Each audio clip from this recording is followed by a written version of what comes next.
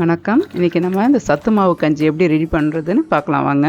முதல்ல ஒரு பெரிய ஜூஸ் கிளாஸில் ஒரு 2 கிளாஸ் அளவு தண்ணி எடுத்துக்கலாம். இது ஒரு 2 பேருக்கான ஒரு கஞ்சி. இது அதில் நம்ம ஒருத்தருக்கு 20 கிராம் அளவு மாவு அளவு எடுத்துக்கலாம். இப்போ 2 ஸ்பூன் அளவு சத்து மாவு போட்டு அதில் கொஞ்சம் கொஞ்சமாக தண்ணி ஊற்றி கொஞ்சம் கட்டி இல்லாமல் கரைச்சிக்கணும். நம்ம நல்ல லிக்விட் மாதிரி கரைச்சி முடிச்சுட்டு இப்போ நம்ம ஸ்டவ்வில் அந்த தண்ணி கொதிக்க வச்சுருக்கோம் பார்த்தீங்களா, அந்த தண்ணி கொதிக்கும் போது ஸ்டவ்வை கொஞ்சம் சிம் பண்ணிவிட்டு நம்ம கரைச்சி வச்சுருக்க அந்த சத்து மாவை ஊற்றி நல்லா கைவிடாமல் கொஞ்சம் கிண்டணும். அது ஒரு 5 நிமிஷம் கொதிச்சா போகிறோம், வெந்துடும். அதுக்குள்ளேயே நம்ம ஏற்கனவே வறுத்து இருக்கிறதால அந்த உள்ளே இருக்க பொருளெல்லாம் அது வெந்துடும், ஈஸியாகவே வெந்துடும்.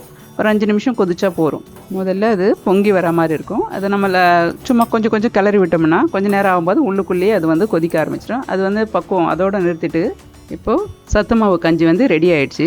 இந்த சத்து மாவை பற்றி இன்னும் டீட்டெயிலான விஷயம் கொஞ்சம் சொல்லியிருக்கேன். கீழே தெரிகிற அந்த ஆரோ மார்க் காட்டுற லிங்கை கிளிக் பண்ணி ஃபுல் வீடியோவும் பாருங்கள்.